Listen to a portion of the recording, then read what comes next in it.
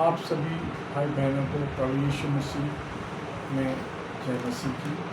आज का वचन जो है वो प्रकाशित वाक्य उसका 22 बाब उसकी 13वीं आयत से लिया गया है।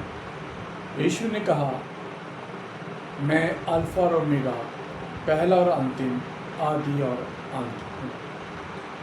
लॉर्ड जीसस ने ये भविष्यवाणी जो है ये हमें याद रखनी है कि इस divine majesty and everlasting presence. Yeshu ने कहा, मैं अल्फा और ओमेगा हूँ। यीशु ये बता रहे हैं कि वो सृष्टि के शुरुआत में भी थे और सभी चीज़ों के अंत में भी हैं। हमारे यहाँ इंग्लिश का अल्फ़ाबेट जो है वो ए से शुरू होता है और अंतिम वर्ड जो है वो जेड होता है। ठीक उसी प्रकार से ग्रीक अल्फ़ाबेट का पहला शब्द अल्फ़ा और आखिरी शब्द ओमेगा है। परमेश्वर सभी चीज़ों के शुरुआत से हैं। उत्पत्ति उसका पहला बाब उसकी पहली आयत में लिखा है, आदि में परमेश्वर ने आकाश और पृथ्वी की सृष्टि की। इससे पहले कि रोशनी होती, तारे और पृथ्वी या इंसान होता, परमेश्वर पहले से ही था अल्फा। ये याद दिलाता है कि सब कुछ जीसस के द्वारा ही शुरू होता है और सब कुछ अंत भी उन्हीं के द्वारा होता है। ये दुनिया की नींव रखने से पहले भी प्रभु यीशु मसीह थे और इस दुनिया की सभी चीज़ों के ख़त्म हो जाएगी तभी वो हमेशा हमारे साथ रहेंगे। वे हमेशा रहने वाला ईश्वर है जो बदलते नहीं, वे वफादार हैं और सबसे ज़्यादा चमत्कारी ईश्वर है। ज़िंदगी के हर पड़ाव में, चाहे वो खुशी है या गम, दुख हो या तकलीफ़, अकेलापन हो, प्रभु यीशु मसीह सदैव हमारे साथ रहते हैं।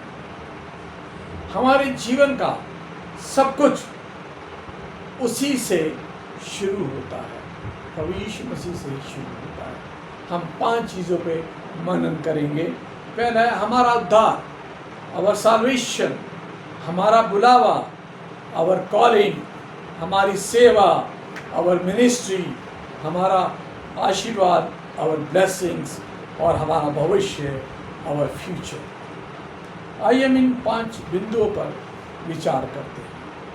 हमारा उद्धार, आवर साल्वेशन, यूहन्ना उसका 3 बाब उसकी 16वीं आयत में लिखा है, क्योंकि परमेश्वर ने जगत से ऐसा प्रेम किया कि उसने अपना इकलौता पुत्र दे दिया, ताकि जो कोई इस पर विश्वास करे वह नष्ट ना हो परंतु अनंत जीवन पाए, एवरलास्टिंग लाइफ। इफिसियों उसका 2 बाब उसकी 5वीं आयत में लिखा है, क्योंकि विश्वास के द्वारा अनुग्रह से ही तुम्हारा उद्धार हुआ है।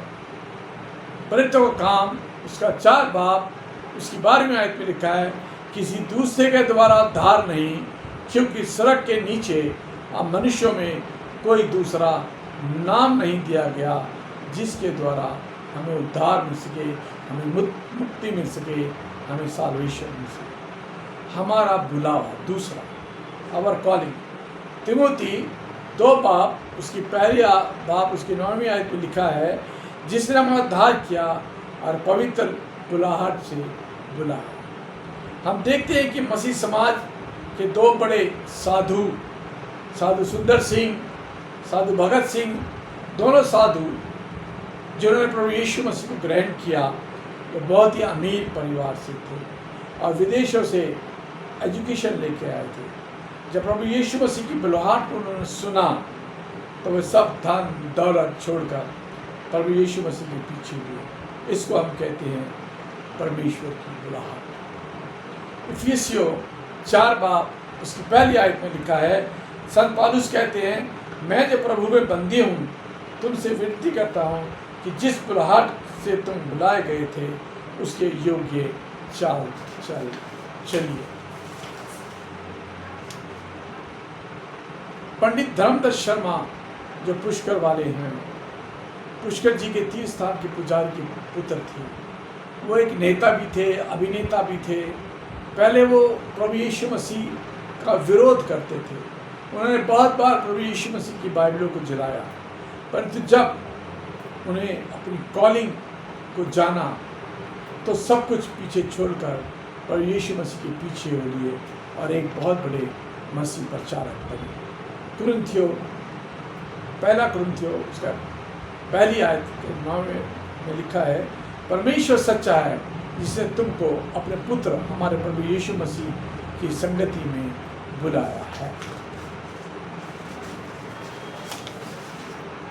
हमारी सेवा, आवर मिनिस्ट्री, मत्ती 20 बाब उसके 28वें आयत में लिखा है, मनुष्य का पुत्र इसलिए नहीं आया कि उसकी सेवा टहल की जाए, परंतु इसलिए आया कि आप सेवा टहल करें और बहुतों को छुड़ाने के लिए अपने प्राण देते।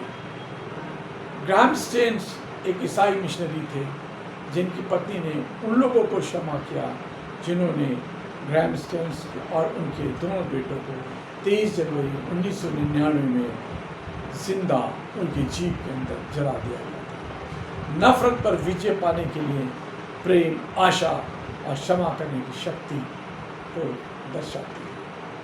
परंतु अधिकांश लोगों ने प्रभु की सेवा को एक प्रोफेशन एक बिजनेस बना लिया है। प्रभु यीशु मसीह कहते हैं लूका 14 बाब उसके 33 आयत में, तुम में से जो कोई अपना सब कुछ त्याग ना दे वह मेरा चेला नहीं बन सकता।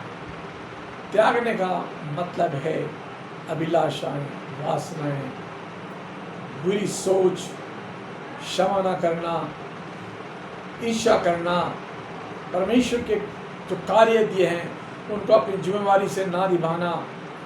परमेश्वर ने कहा है कि आप कि लोगों की सेवा करो। हम देखते हैं कि बहुत से जो प्रोफेशनल पासवान हैं, जो बड़े चर्चों के पासवान हैं, वो सिर्फ संडे को ही प्रार्थना करते हैं और बाकी दिन अपने कमरे में रेस्ट करते हैं। ये उनकी बुलाहट नहीं है, ये उनकी मिनिस्ट्री नहीं है, ये उनका एक प्रोफेशन है। आवर ब्लेसिंग्स, मत्ती 6 बाब उसकी 33वीं आयत में लिखा है, पहले तुम परमेश्वर के राज्य और उसके धर्म की खोज करो तो ये सब चीज़ें तुम्हें मिल ही जाएंगी। अर्थात ये सब जिस चीज़ की आप इच्छा रखते हैं वो सब चीज़ें आपको मिलेंगी, परंतु आप पहले परमेश्वर के राज्य की खोज करें, क्योंकि वे उसका वादा है।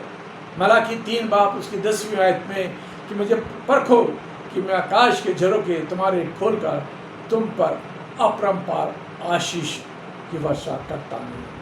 अर्थात जीवन की शुरुआत भी प्रभु यीशु से है और अंत भी प्रभु यीशु मसीह से ही है। प्रकाशित वाक्य 1 बाब उसकी 8वीं आयत में लिखा है, परमेश्वर जो है और जो था और जो आने वाला है। जो था, जो पहले भी था, जो है वो आज भी हमारे बीच में जीवित है, और जो आने वाला है वो भविष्य में भी हमारे साथ ही रहेगा। हमारा भविष्य, आवर फ्यूचर। भजन संहिता उसका 37 बाब उसकी 5वीं आयत में लिखा है, अपने मार्ग की चिंता यहोवा पर छोड़ और उस पर भरोसा रख, वही पूरा करेगा। नीति वचन उसका 3 बाब उसकी 6वीं आयत में लिखा है, उसी को समझ करके सब काम करना, तब वह तेरे लिए सीधे मार्ग निकालेगा। यिर्मयाह 19 बाब उसकी 11वीं आयत में लिखा है, जो कल्पनाएं मैं तुम्हारे विषय में करता हूँ उन्हें मैं जानता हूँ, वे हानि की नहीं वरन कुशल की हैं, और अंत में तुम्हारी आशा पूरी होगी। सर्वशक्तिमान, सब पर अधिकार रखने वाला ये परमेश्वर, कोई भी बीमारी है, समस्या है, पारिवारिक समस्या है, कर्ज है, दुख है, शत्रु हमारे पीछे पड़े हुए, कोई भी परिस्थिति हो, उसमें सबसे बड़ी बात है कि परमेश्वर हमारे साथ है। यूहन्ना उसका 1 बाब उसकी 2 से 5वीं आयत में लिखा है, आदि में वचन था और वचन परमेश्वर के साथ और वचन परमेश्वर था, यही आदि में परमेश्वर के साथ था, सब कुछ उसी के द्वारा उत्पन्न हुआ और कुछ उत्पन्न हुआ, उसमें से कोई वस्तु उसके बिना उत्पन्न नहीं हुई। उसमें जीवन था और वही मनुष्यों के लिए ज्योति थी, और ज्योति अंधकार में चमकती है, अंधकार में उसे ग्रहण नहीं किया। यही आदि में परमेश्वर के साथ था। यही प्रभु यीशु मसीह के लिए कहा गया है, जिन्होंने पहले शब्द में वचन कहा गया था। प्रभु यीशु मसीह की सृष्टि के आरंभ से पहले परमेश्वर के साथ थे। यीशु मसीह अनादि और अंत परमेश्वर है। इब्रानियों 13 बाब उसके 8वें आयत में लिखा है, यीशु मसीह कल और आज और युगान युग एक सा है। उसी में जीवन था। जीवन का मतलब केवल सांस लेना नहीं है, आत्मिक जीवन, अनंत जीवन और उद्धार का जीवन, spiritual life, internal life and salvation life. यूहन्ना 14 बाब उसकी 16वीं आयत में लिखा है, यीशु ने कहा, मार्ग, सत्य और जीवन मैं ही हूँ। अब यीशु मसीह ने यूहन्ना 8 बाब उसकी 12वीं आयत में कहा है, यीशु ने कहा, जगत की ज्योति मैं। यीशु मसीह जगत की ज्योति है। अंधकार क्या है? पाप, बुराई, शैतानी काम, संसार का अंधकार को दर्शाता है। जब यीशु मसीह हमारे जीवन में आते हैं तो हर प्रकार के अंधकार दूर हो जाते हैं कि प्रभु यीशु के सामने कोई भी अंधकार टिक नहीं सकता। जहाँ यीशु है वहाँ जीवन है, आशा है और उद्धार है। ओमेगा, ओमेगा का मतलब सिर्फ आखिरी नहीं है, इसका गहरा आध्यात्मिक मतलब है। Omega does not simply means last, it carries rich spiritual meaning. God is eternal. ईश्वर हमेशा रहने वाला है। ईश्वर का कोई अंत नहीं, इसलिए हम ओमेगा कहते हैं। भजन संहिता 90 उसके 2 में लिखा है, आदिकाल से अनंत काल तक तू ही परमेश्वर है, तू ही ओमेगा है। God completed his work. ईश्वर अपना काम पूरा करते हैं। ईश्वर जो शुरू करते हैं उसे पूरा भी करते हैं। फिलिपियों उसका 1 बाब उसकी 6वीं आयत में लिखा है, जिसने तुम में अच्छा आरंभ किया वही यीशु के दिन तक पूरा करेगा। Jesus is the final hope. Yeshu Masih आखिरी उम्मीद है।